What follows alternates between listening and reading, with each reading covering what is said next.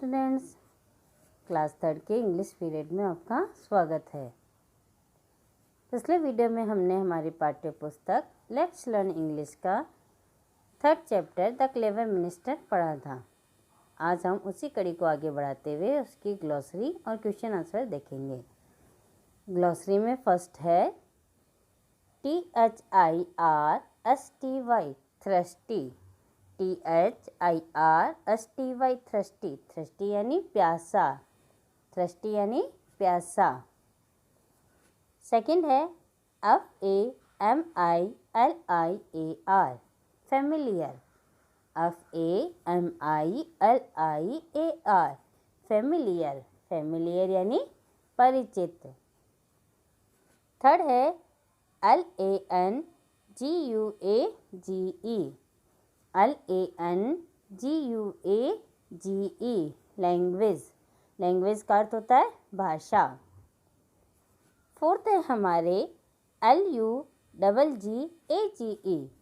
LUGGAGE luggage, luggage कहते हैं यात्री का सामान। यानी जब हम बाहर सफ़र पे जाते हैं, कहीं घूमने जाते हैं, तो उस वक्त जो भी हमारे पास होता है उसे हम कहते हैं लगेज, यानी घूमने जाने का सामान। आगे है कॉट, CAUGHT कॉट, कॉट यानी पकड़ा, CAUGHT कॉट, कॉट यानी पकड़ा, यानी किसी चीज़ को पकड़ना।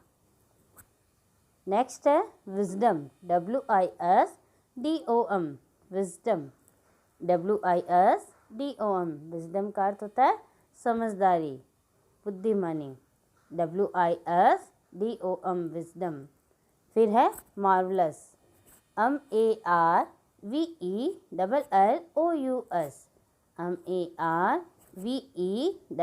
MARVELLOUS मार्वलस, मार्वलस का अर्थ होता है बहुत बढ़िया, मार्वलस बहुत बढ़िया।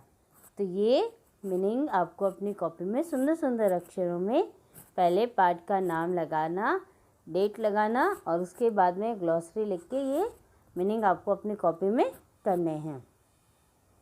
इसके बाद है हमारे एक्टिविटी फर्स्ट के अंदर write T for true and F for false statements, यानी नीचे कुछ वाक्य कुछ दिए गए हैं लाइन्स, वह लाइन्स सही है या गलत है ये हमको यहाँ पे भरना है, फिर कॉपी में करना है। तो फर्स्ट है द किंग वॉज थ्रस्टी, राजा प्यासा था। तो ये तो हमने पाठ की शुरुआत में पढ़ा था। जंगल में जब वो भटक गए थे तब राजा को क्या लगी थी, प्यास लगी थी ना। तो द किंग वॉज थ्रस्टी, राजा प्यासा था, ये सही है, इसलिए यहाँ पे क्या आएगा T यानी ट्रू। सेकंड है the minister was familiar with the forest, मंत्री जो था वो जंगल से परिचित था। तो मंत्री तो कभी जंगल में आया नहीं था, तो वो परिचित तो नहीं था। तो ये लाइन तो कैसी है, गलत है ना। तो यहाँ क्या आएगा फॉल्स। थर्ड है the minister fed sugar to the deer, the minister fed sugar to the deer, मंत्री ने हिरण को शक्कर खिलाई। शक्कर खिलाई थी क्या, नहीं, उसने सॉल्ट यानी नमक खिलाया था। तो ये भी गलत है, इसलिए यहाँ पे भी क्या आएगा फॉल्स यानी F। फोर्थ है हमारा द किंग गॉट वाटर, राजा ने पानी पिया। तो सही है, अंत में हमने देखा था कि राजा को पानी मिल गया था, राजा ने पानी प्राप्त कर लिया था। तो ये लाइन तो सही है, इसलिए यहाँ पे क्या आएगा T यानी true. First the king was thirsty, true. The minister was familiar with the forest, false. The minister fed sugar to the deer, ये भी फॉल्स। और fourth the king got water, ये ट्रू। तो भर लिया आपने अपनी किताब में, पहले आप अपनी किताब में भर लेना, फिर सुंदर सुंदर अक्षरों में अपनी कॉपी में करना। आगे देखते हैं, इसी का ही B है आंसर द फॉलोइंग क्वेश्चंस, हमें इन प्रश्नों के उत्तर देने हैं। फर्स्ट है what was the name of the king, what was the name of the king, राजा का क्या नाम था। तो इसका आंसर देखिए, the name of the king was Somvarma. The name of the king was Somvarma. राजा का नाम सोमवर्मा था। सेकेंड क्वेश्चन है, who did not know whose language. कौन और किसकी भाषा नहीं जानता था। कौन नहीं जानता था और किसकी भाषा नहीं जानता था। तो ये तो हमें पता है कि राजा और मंत्री किसकी भाषा नहीं जानते थे, उस हिरण की। तो इसका आंसर होगा the king and his minister did not know dears language.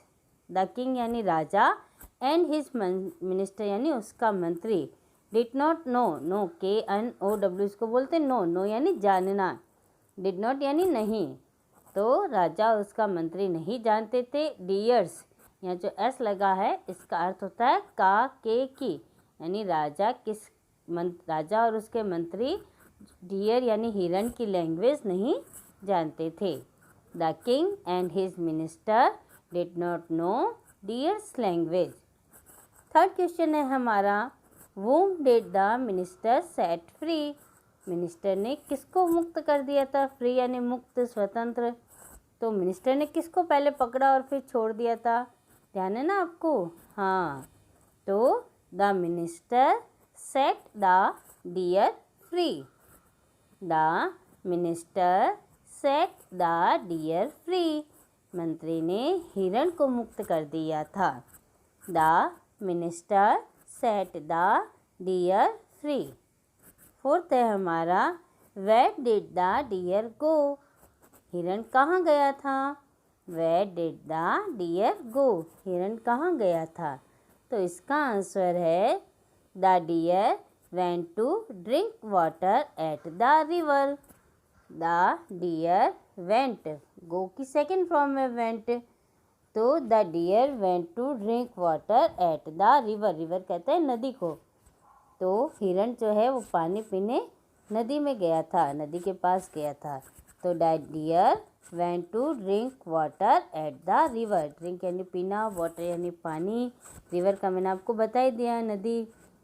तो हिरण नदी पर पानी पीने गया था।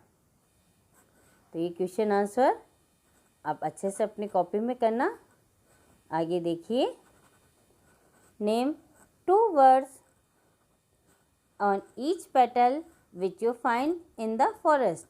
ये जो नीचे पत्तियों का आकार दिया गया है, इन प्रत्येक पत्ती में हमें जो ऊपर नाम दिए गए हैं उन नाम के दो संबंधित दो नाम लिखने हैं। जैसे ट्रीज़ है तो पेड़ के हम क्या क्या लिख सकते हैं।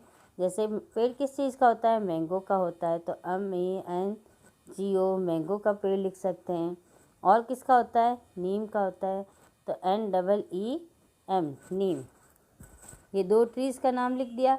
फ्लावर्स देखो, एक रोज़ लिखा हुआ है, एक हम लिली लिख सकते हैं LILLY लिली। लिली का भी फ्लावर होता है ना, पौधा। बर्ड्स कौन सा हो सकता है, कोई भी आप बर्ड्स लिख सकते हैं। जैसे क्रो CROW क्रो होता है, पिकॉक होता है PEACOCK पिकॉक। अब एनिमल्स, तो एनिमल्स भी हम कोई से भी 2 एनिमल्स लिख सकते हैं जो भी आपको याद हो। जैसे LION लॉयन जो जंगल में रहता है, शेर। और एलिफेंट ELEPHANT एलिफेंट यानी हाथी, ELEPHANT। तो ट्रीज़ कौन कौन से हुए, आप कोई से भी ट्री लिख सकते हैं, ज़रूरी नहीं है कि आप यही लिखें।